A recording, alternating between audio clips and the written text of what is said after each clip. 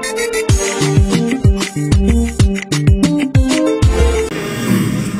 belle vie, connais-tu ma belle vie qui se mire au clair de l'eau? Connais-tu ma vie de 15 millions de courageux, hommes, femmes, jeunes et enfants, débordant d'optimisme et de créativité?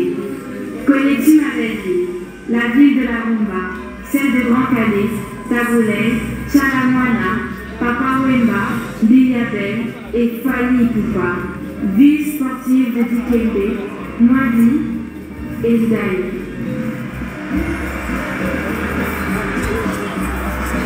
Terre d'histoire et d'élégance, ma belle vie, celle des sapeurs, des ambianceurs et des nuits-saveurs. Sous le drapeau s'entonnent les hymnes d'espoir. Ma belle vie, bienvenue dans ma belle vie. Kinshasa, la plus grande ville francophone, accueille les 9e Jeux de la francophonie. Ma belle vie, connais-tu ma belle vie qui se mire au clair de l'eau? Connais-tu ma vie de 15 millions de courageux, hommes, femmes, jeunes et enfants, débordant d'optimisme et de créativité? Connais-tu ma belle vie, la ville de la rumba, celle de Grand Calais, Taboulay, Chalamwana, Papa Wemba, Biliabel et Fali Poupa, ville sportive de Dikembe, Mwadi et Zdaï.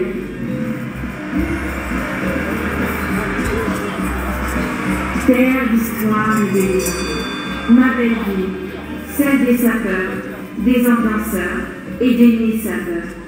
Sous le drapeau s'entonnent les hymnes d'espoir. Ma belle vie, bienvenue dans ma belle vie.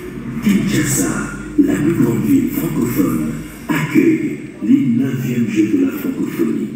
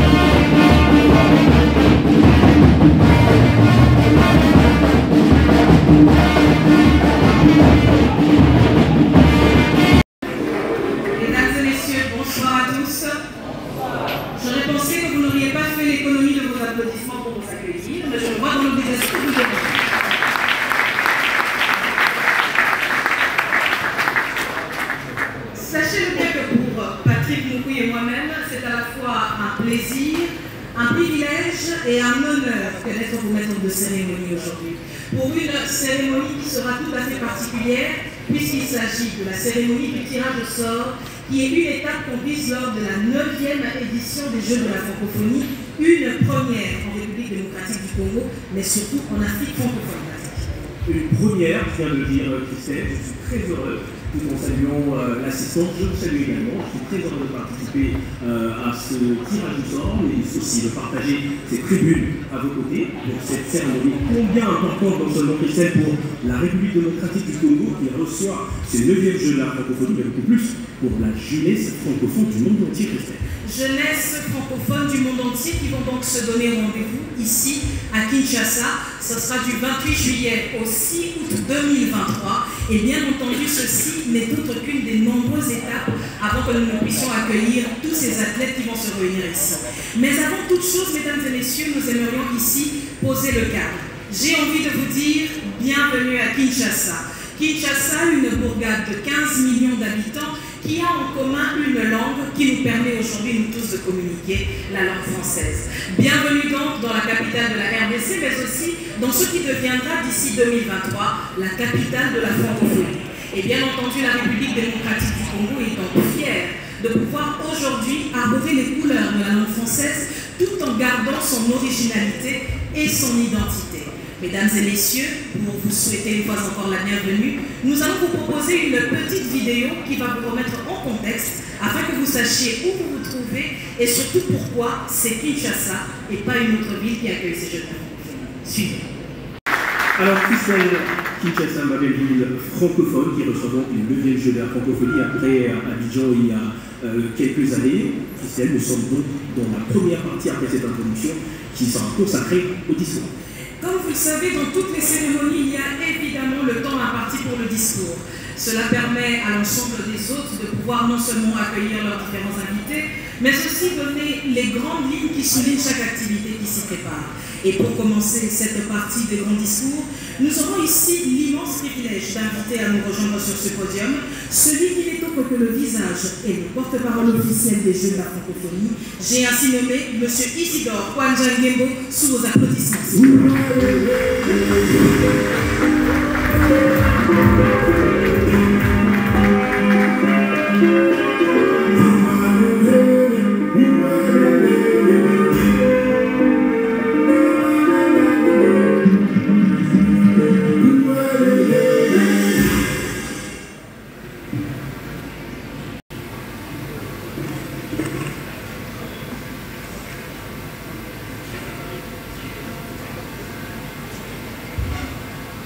Excellences, Monsieur le ministre de l'Intégration et de la francophonie, président du comité de pilotage, qui représente ici son Excellence, Monsieur le Premier ministre, chef du gouvernement et coordonnateur du comité national de l'Union de la francophonie, qui est empêché, qui devait être avec nous ici, mais qui a été appelé de toute urgence à la présidence de la République.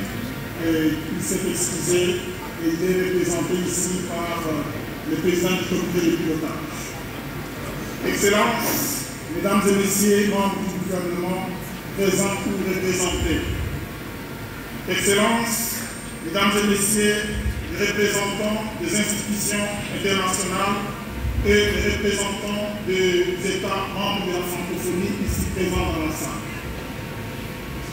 Excellences, Madame la secrétaire. 2023. Au moment où la République démocratique du Congo organise la cérémonie de tirage au sort de football et de basketball dans le cadre du 9e Jeux de la francophonie en collaboration avec la Fédération sportive internationale de basketball et de football. Au nom du gouvernement congolais, à mon nom propre, nous vous souhaitons la bienvenue dans cette belle capitale, la plus grande ville francophone du monde.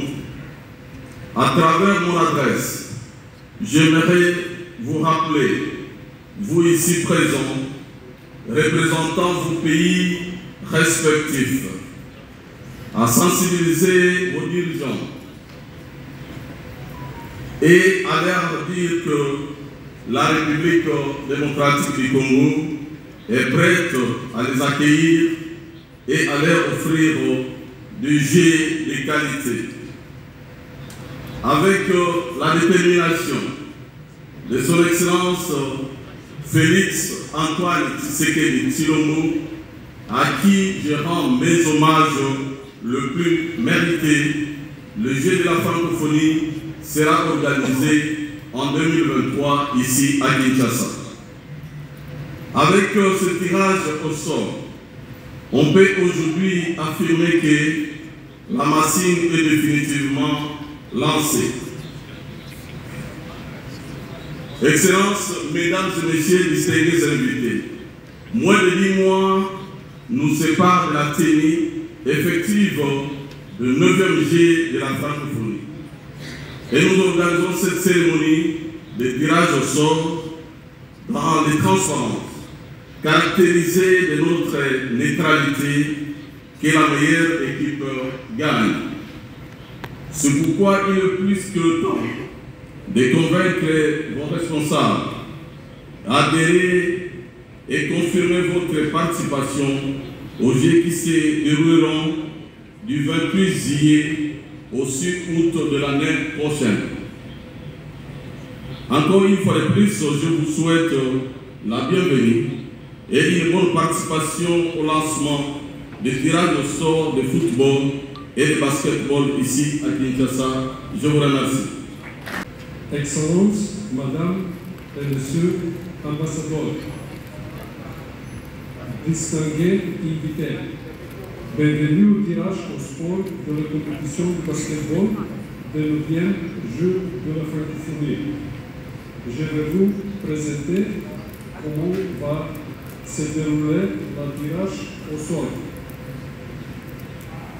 La compétition regroupe 16 équipes réparties en 4 groupes. Les équipes d'un même groupe s'affronteront à toutes.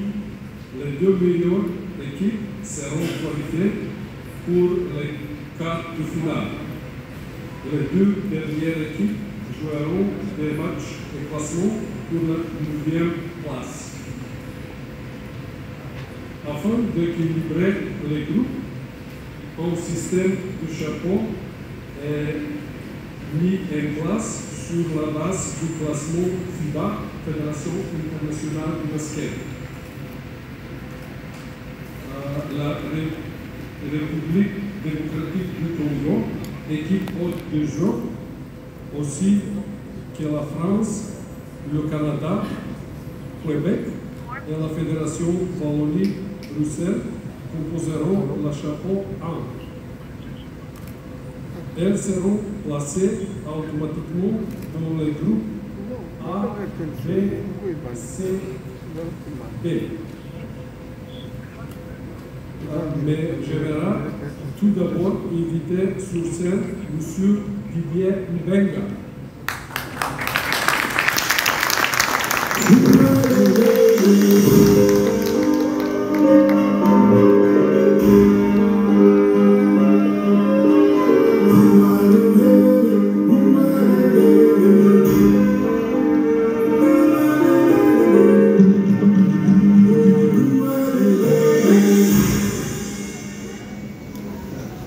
M. Mbenga, le meilleur joueur congolais de basket de tous les temps.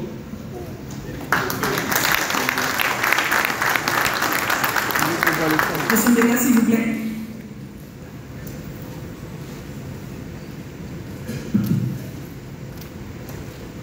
Le Sénégal, le Liban, le Cameroun et la Côte d'Ivoire composeront les chapeaux 2.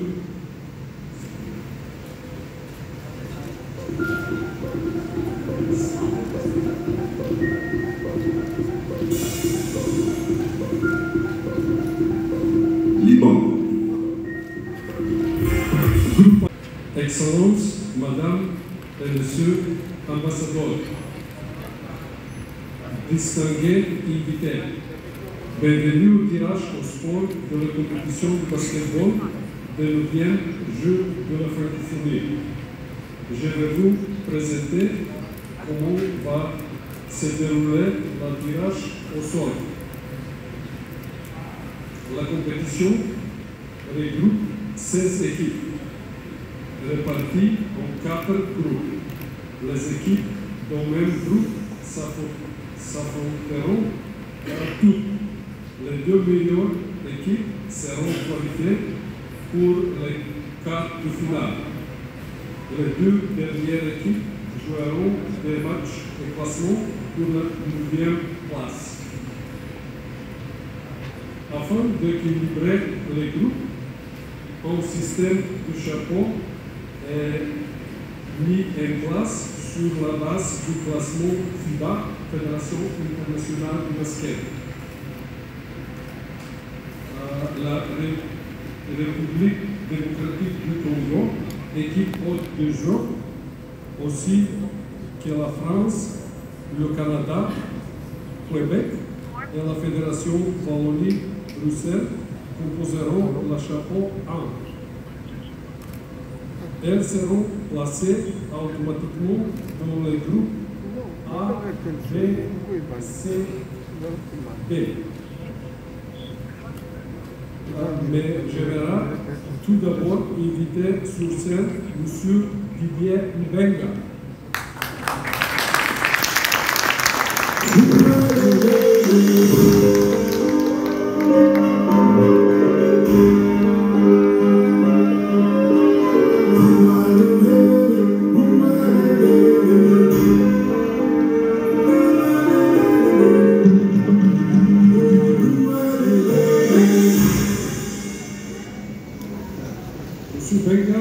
Le meilleur joueur congolais de basket de tous les temps.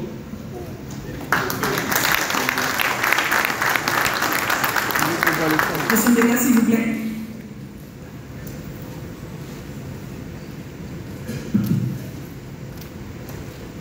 Le Sénégal, le Liban, le Cameroun et la Côte d'Ivoire composeront les chapeaux 2.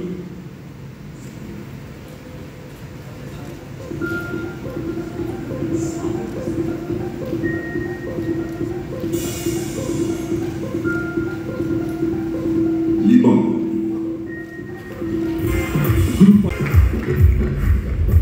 Mesdames et messieurs, le Sénégal qui rejoint donc la poule C.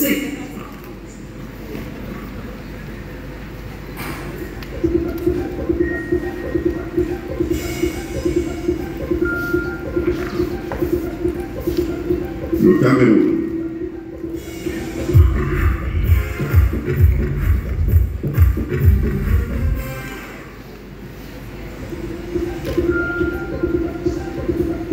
Et le Cameroun qui rejoint donc la Fédération Wallonie-Bruxelles au sein de la poule D.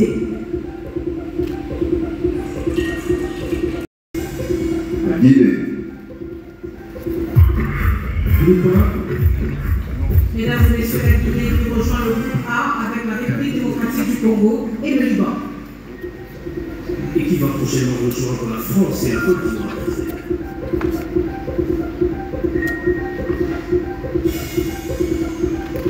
Le Maroc. Le Maroc.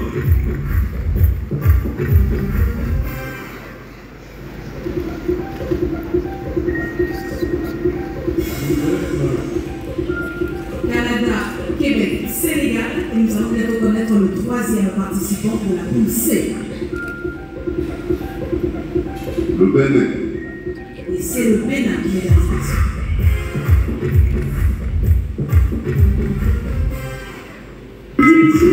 Voici le tirage au sort pour les équipes de basketball. Pour le basketball,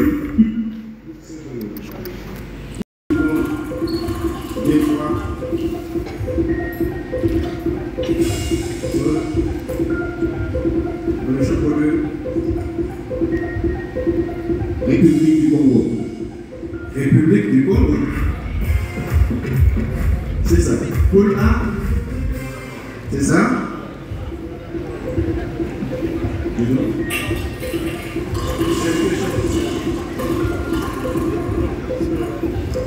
s'il vous plaît. Vous pouvez l'afficher. L'équipe du Congo, vous pouvez afficher. Vous pouvez l'afficher.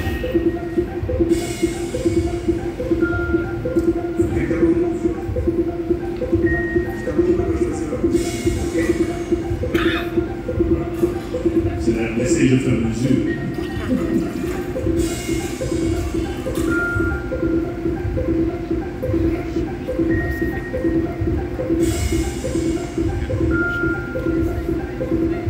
Nombre 3. À 3.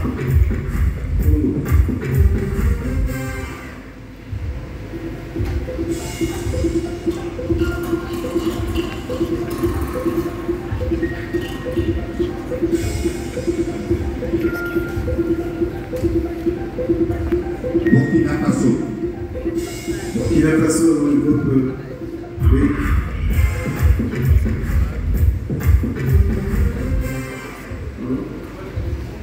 Il faut du projet pour que vous puissiez organiser. Projection s'il vous plaît. Merci.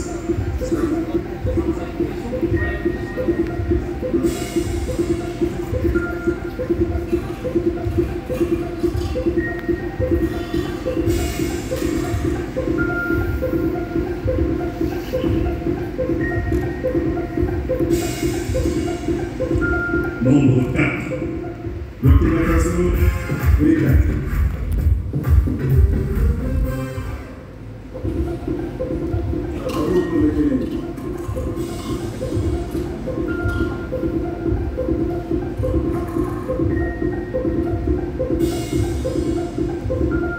Le Bénin. Le Bénin de Bossé. Et je viens pour la position du Bénin de Bossé. Partager ces échanges avec vous. Vous êtes également, il faut le dire, après le terrain, vous avez décidé de servir le football. Et aujourd'hui, vous êtes conseiller sportif à Chelsea. Exactement. Et vous êtes chargé de la stratégie et du développement du football des jeunes. C'est-à-dire que vous pensez demain pour le football des jeunes. Oui, c'est ça. Pour moi, c'est important de pouvoir. C'est vrai, on dit souvent redonner, non, pas redonner, mais être un exemple, tout simplement. Donc, la stratégie qu'on fait à Chelsea, c'est vraiment quelque chose d'exceptionnel. Parce que 70% de l'équipe vient de l'académie. Donc, ça veut dire que le plateforme marche très bien. On a des vrais professionnels. Donc, je suis vraiment content. Donc, c'est pour ça que je veux mettre au service aussi les services en Afrique, parce que c'est important, surtout à Kinshasa. Et c'est vrai que je reviens par rapport au bon frère, par rapport au message. Il y a 3 clés dans ce sport au niveau pour atteindre l'élite. L'amour de ce sport, le goût du sacrifice, le partage. Parce qu'il y a des lois dans le football. On ne connaît pas souvent et la plupart des jeunes ils oublient. Et je pense que quand on atteint cette capacité de suivre ces lignes de conduite, on a une chance d'atteindre l'élite et d'avoir la possibilité de devenir professionnel. Et ça, c'est les clés de la réussite. Voilà. Merci Claude, merci à Eugène, mesdames et messieurs. En tout cas, merci de nous avoir accompagnés. Et merci à toutes les équipes techniques qui nous ont permis de réaliser ce tirage au sort. Merci à Martine Dorsey qui était avec nous pour accompagner nos 2 invités. Et puis, bonne suite de soirée à vous. Juste une petite question au ministre du Sport par rapport à la préparation des équipes, notamment celles pour lesquelles nous venons de connaître le tirage au sort. Pouvons-nous nous rassurer que les jours de jeu, nous aurons quand même gagné quelques médailles? Merci beaucoup Jean-Marc. On prend Géovic pour la deuxième question. Géovic Tonkomo. Merci beaucoup. Ma question, je la pose à Mme Zenamina. Vous êtes directrice du Comité international des Jeux de la francophonie. Vous avez donc reçu, j'imagine, le rapport du CNGF pour la délocalisation du lieu de village des Jeux qui sera à l'UNIKI. Est-ce qu'aujourd'hui, le Comité international des Jeux de la francophonie est satisfait du rapport et des préparatifs de ces Jeux ici à Kinshasa? Merci. Merci Génovic. On prend une troisième question juste derrière vous, la dame. Merci, c'est Vanessa Kogolo, Radio Okapi. Ma question s'adresse à Madame Zaïno. Non, c'est... Oui, non.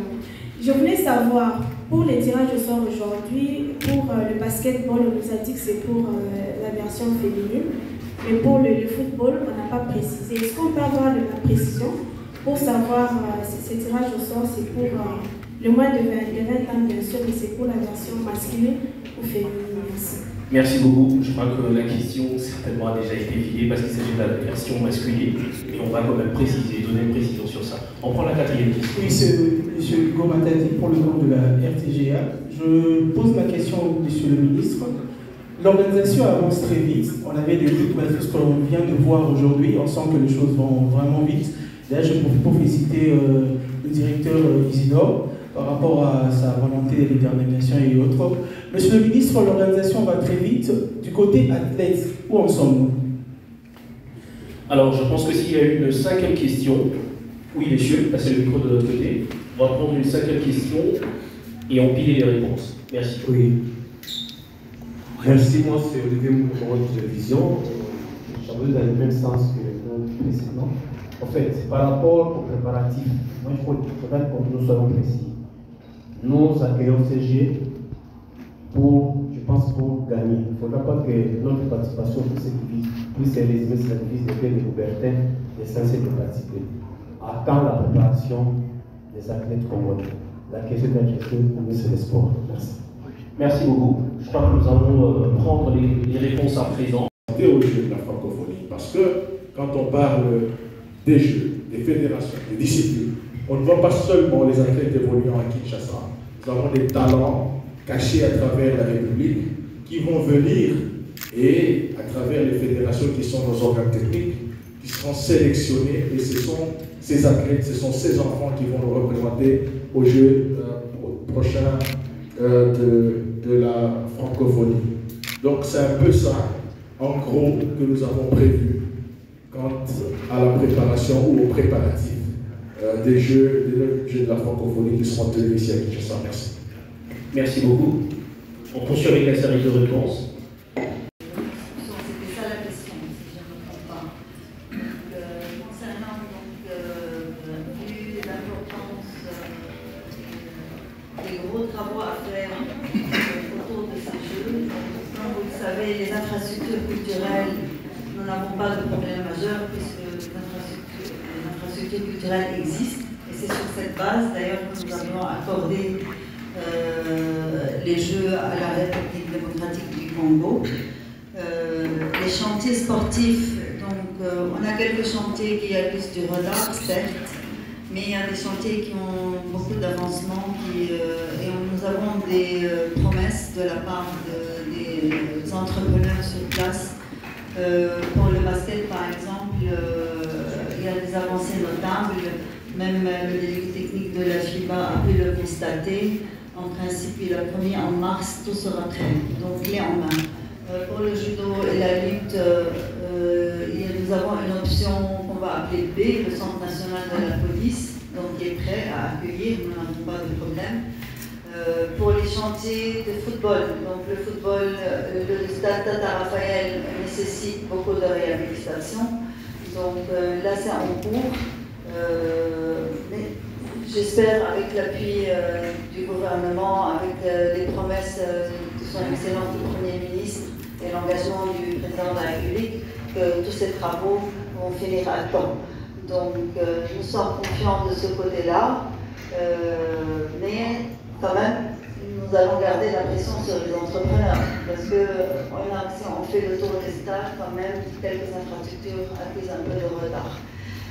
Par rapport au dispositif organisationnel, tout est en place, le comité national est opérationnel, il y a beaucoup de ressources humaines.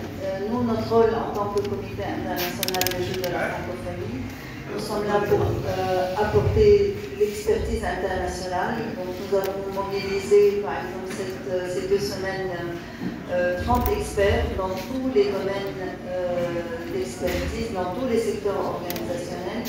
Juste à savoir qu'aujourd'hui, moi, c'est un message que je passe à tout le monde, que les Jeux de la francophonie, c'est vrai, c'est des concours culturels et des compétitions sportives, mais toute la logistique autour de ces Jeux constitue plus de 100 corps de métier.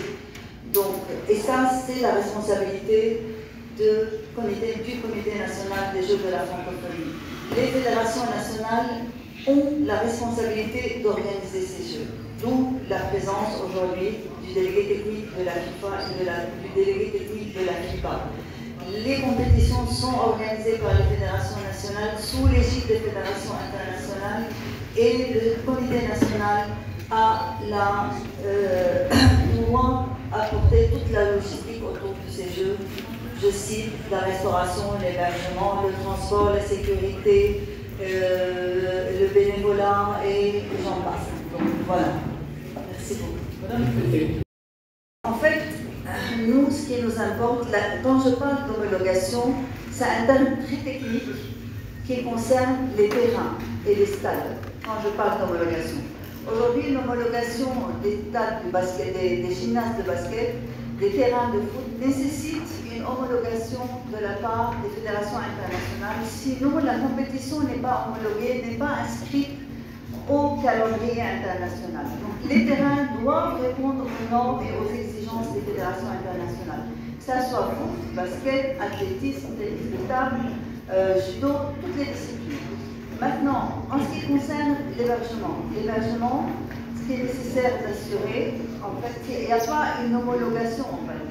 Nous, on utilise validation de notre part. Ce n'est pas une homologation, c'est d'assurer un contexte qui est accueillant, qui puisse faire, on va dire, accueillir les athlètes francophones, les artistes, les sportifs, les accompagnateurs, dans un cadre sécurisé, dans un cadre donc, qui peut leur assurer de dormir tranquillement, correctement, de manger correctement, et qui répondent aux normes d'hygiène internationales, qui répondent aux normes de tous les prérequis internationaux. Donc on ne parle pas d'homologation, on parle de validation, et aujourd'hui, INIKIN offre toutes ces possibilités. INIKIN, c'est vrai, c'est un espace, l'université de Kinshasa, qui apporte toutes ces possibilités et nous rassure en tant que comité international. Bon, il y a quelques petits travaux, mais ce n'est pas des gros travaux qui sont faciles à faire et qui pourront aboutir très rapidement. Mais le contexte et l'emplacement, il est très agréable et très accueillant. Je pense que nous avons épuisé les réponses à la première vague de questions. On va prendre à présent. Les travaux là-bas, ça traîne. Pourquoi? Et qu'est-ce que vous pouvez dire à la population et au pays pour les rassurer par rapport à l'avancement justement des travaux dans ce stade? Merci. Les travaux au stade, on va prendre la deuxième question avec Mme Rachel. Qui accuse notre retard à ce jour, lesquels, si on peut le savoir, et ce retard, c'est évalué à quel niveau? On est à moins de 50, on est presque fini. À quel niveau vous situez ce retard par rapport à la tenue des Jeux? Monsieur Kiwanja, on parle de Jeux de la francophonie de moins de 20 ans. Alors, pour éviter toute polémique, quels sont les mécanismes mis en place par l'organisation de 9e Jeux de la francophonie pour que réellement les athlètes qui viendront participer soient des athlètes qui auront moins de 20 ans et non qui auront l'âge de la FIFA, comme on dit à Kinshasa? Il y a une expression qui dit vous avez 40 ans, mais pour jouer, vous donnez 20 ans, puisqu'il faut faire participer des athlètes, et c'est de la tricherie. Monsieur le ministre, vous parlez des préparatifs. Préparatifs, oui, mais est-ce qu'il y aura un chronogramme? Puisqu'on est habitué à la va-vite, ici, en dernière minute, on va faire venir des athlètes des provinces. Est-ce qu'il y aura un chronogramme? Mais pour ces préparatifs, il faudra combien? Si on peut savoir le budget de préparation de ces Jeux de la francophonie de Kinshasa. Merci beaucoup. Alors, ma question, je la pose aux représentants de la FIFA. Alors, vous êtes à Kinshasa, vous avez plus certainement visité des infrastructures. Quel a été votre jugement? Est-ce que vous êtes satisfait de l'état de l'organisation des travaux? Merci. Merci beaucoup. On va prendre les réponses aux questions. Alors, cette fois, on commence par... Madame Rachel, oui, qui a posé la question. Pour l'âge, je pense que toutes les personnes doivent présenter une pièce d'identité ou un certificat de naissance qui atteste l'âge de la personne. Et je ne vois pas comment on peut tricher, à moins qu'on ait fait faire une autre attestation de naissance ou un acte de naissance. Je ne sais pas comment on va réfléchir à ça. Je voudrais juste peut-être compléter pour les infrastructures. Son Excellence m'a bien expliqué. Il faut juste, je n'ai pas reçu beaucoup de questions, mais je peux peut-être apporter quelques clarifications à ce propos. La RDC est en même temps pays organisateur et pays participant. Et donc, il y a un budget qui a été adopté pour l'organisation. Il y a un budget qui est en cours de préparation pour la participation. Le travail que nous faisons au niveau de la construction de l'infrastructure va contribuer énormément à la préparation de nos athlètes. Parce que les promesses que nous avons des entrepreneurs, ils disent que fin mars, nous allons avoir ces infrastructures. Nous les mettrons à la disposition de nos athlètes qui vont s'entraîner, qui vont connaître le terrain, qui auront le public avec eux. Nous espérons, avec les tirages au sort que nous avons découvert aujourd'hui, que la RDC va gagner des médailles. Je vais revenir à la question de notre compatriote qui a posé à Lingala. Il faut juste faire la part des choses. Je vais peut-être revenir à Lingala aussi. Il y a les infrastructures sportives, il y a les villages. Donc ça n'a rien à voir avec le préfabriqué. Le préfabriqué, c'était pour les villages. Aujourd'hui, le village est à l'université de Kinshasa. Les travaux d'infrastructure évoluent normalement. Peut-être que vous voyez aujourd'hui qu'il y a des fondations avec des colonnes, mais il y a des structures métalliques qui ont été commandées, qui vont commencer à arriver à partir du mois de novembre, au mois de décembre, et à partir de janvier, on va commencer juste à monter, février à faire des travaux de finissage, et probablement fin mars, et vraiment en avril, nous aurons ces infrastructures, et nous serons dans les délais parce que l'OIF exige qu'on mette ces infrastructures à disposition 3 mois avant les Jeux. Donc, si je vais répondre à Lingala, avant l'infrastructure, il y a l'activité sportive, ils allaient au Sali. Et pour un village, ils allaient à l'université de Kinshasa. Donc, on doit faire la part des choses. Les infrastructures, donc le village avec les préfabriqués qui sont en train d'être faites, c'est pour les logements des athlètes, ce n'est pas pour les activités sportives. Voilà. Je pourrais quand même peut-être répondre à d'autres, et je vous remercie. Pour revenir à la question des infrastructures, il faut que vous sachiez que nous avons besoin pour les 16 équipes, en ce qui concerne le football, nous avons besoin de 4 terrains d'entraînement. Nous avons pu parcourir la ville et jusqu'à hier, je crois que nous avons identifié des terrains d'entraînement. À chaque groupe correspond un terrain d'entraînement. Donc avec les responsables locaux, il y a Oudjana 1, Oudjana 2, il y a le CIS que nous avons pu voir, qui n'avait pas été prévu au départ, mais que nous avons intégré. Donc, il y a des petits travaux à faire dessus. Et puis le dernier qu'on a vu pour Lobo, je ne sais pas. Mais, voilà. Donc je pense que de ce côté-là, nous n'avons pas véritablement d'inquiétude. Si les travaux, les petits travaux qu'il y a de reprise des pelouses sont faits, parce qu'il ne faut pas mettre les joueurs sur les infrastructures, sur les pelouses qui sont dégradées. Il faut protéger quand même l'intégrité physique de tous ces jeunes qui vont venir jouer au football. D'abord, il faut s'entraîner avant d'aller jouer. Et pour les 16 équipes, nous avons besoin de 2 terrains de compétition. Parce qu'il faut savoir que le stade de Martyrs ne pourra pas être utilisé pendant les matchs de poule. A priori, ce n'est pas possible.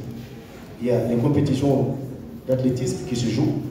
Donc, on ne pourra pas donc utiliser le stade de Martyrs pendant... Alors, on va utiliser le stade de Martyrs pour la cérémonie d'ouverture.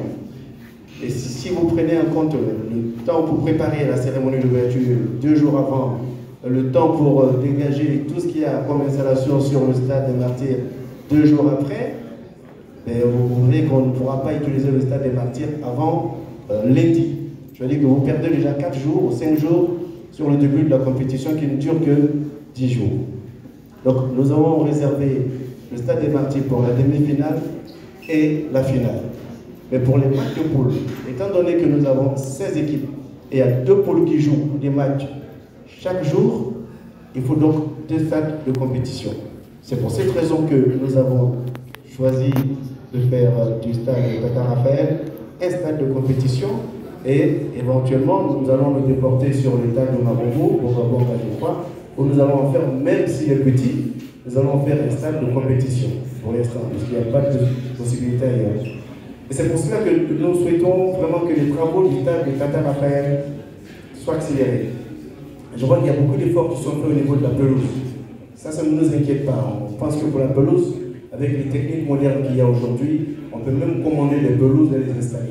C'est ce qu'on a vu au Caire, c'est ce qu'on a vu au Cameroun.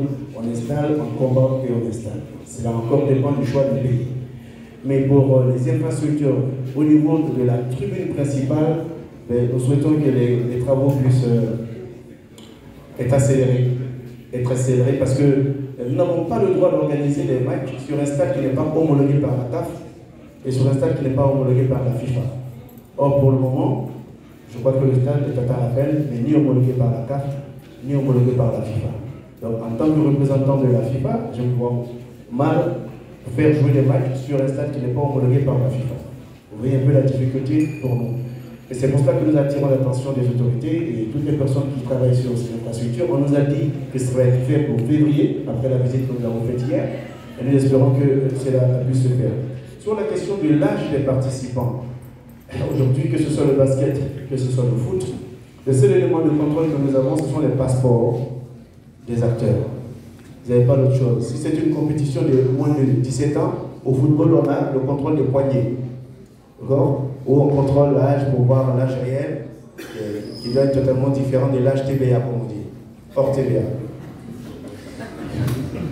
Donc, et on va donc regarder les passeports, et l'âge qui figure sur le passeport, ce sera l'âge que nous allons prendre en compte.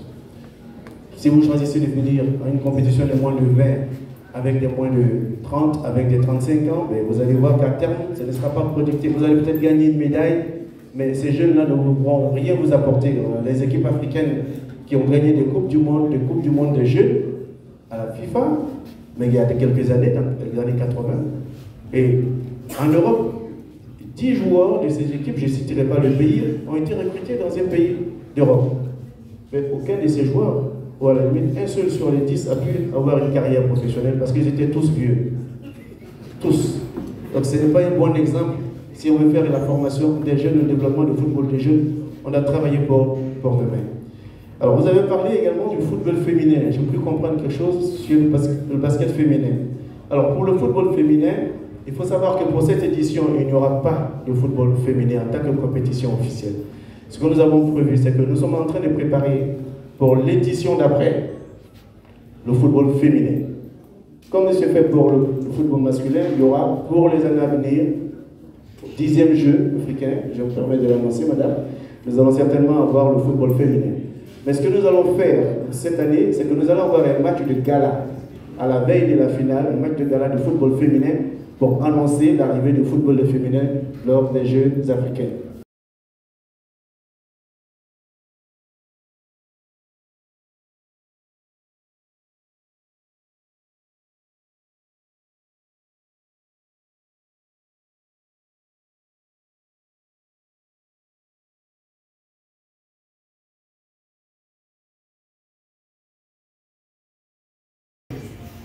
Il y a notre ami de Télé 50 qui a posé la question sur l'état d'avancement des travaux du stade Tata Raphaël.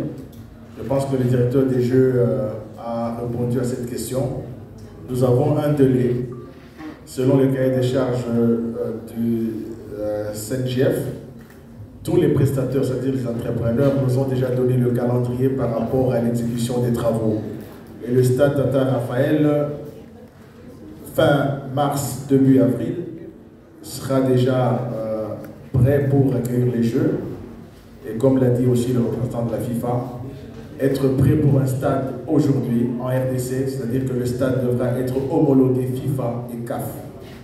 Je sais qu'il y a beaucoup de matériel qui sont déjà arrivés, notamment la pelouse, mais qui n'est pas encore posée, parce que là on est en train de travailler d'abord sur d'autres infrastructures solides, notamment les gradins qu'on devrait recoller. Partout il y avait beaucoup de fissures, mais ça évolue. Donc fin mars, début avril, les travaux seront déjà livrés. Parce que, comme l'a dit le directeur national des Jeux, toutes les infrastructures devront être livrées 3 mois avant les Jeux. Donc, on évolue. Rendez-vous fin mars, début avril. Et Rachel qui a parlé du chronogramme par rapport aux préparatifs, il n'y aura pas de précipitation. Moi, je pense que les fédérations qui ne vont pas respecter le délai de préparation seront sanctionnées. Nous devrons voir toutes les disciplines retenues préparer leurs athlètes pour que, en fin de compte, nous raflions des médailles. Nous ne sommes pas organisateurs pour que les médailles partent de la RDC. Notre priorité devrait être que nous organisons les Jeux pour les gagner aussi. Et c'est ça notre objectif. Et on devra être très regardant pour que les fédérations, nos partenaires, nos organes techniques nous aident à bien préparer les athlètes. Et il y a un budget bien précis par rapport à ça pour qu'il n'y ait pas d'excuses quant à la préparation de nos athlètes. Donc, quant au budget, je ne sais pas parler de ça maintenant. Nous dépendrons du chronogramme, bien sûr, dont vous avez parlé, parce que à partir de la semaine, enfin, on a déjà commencé, mais à partir de la semaine prochaine, différentes fédérations vont nous présenter leurs états de besoin, parce qu'il faudra faire déplacer les athlètes de l'intérieur vers Kinshasa, du Congo vers l'extérieur. Il y aura des stages qui seront faits au niveau national comme au niveau international. Donc c'est après analyse de toutes ces propositions qui nous seront données par nos organes techniques que sont les fédérations, que nous serons à mesure de dégager un budget. Et ce ne sera pas au ministre des Sports de dégager un budget, ce sera au comité de pilotage des 9e Jeux de la francophonie après débat et études. Donc on soumettra ce budget au comité et ce ne sera pas un secret. Je pense que à la prochaine conférence de presse ou au prochain point de presse, vous serez à mesure d'avoir ces chiffres-là.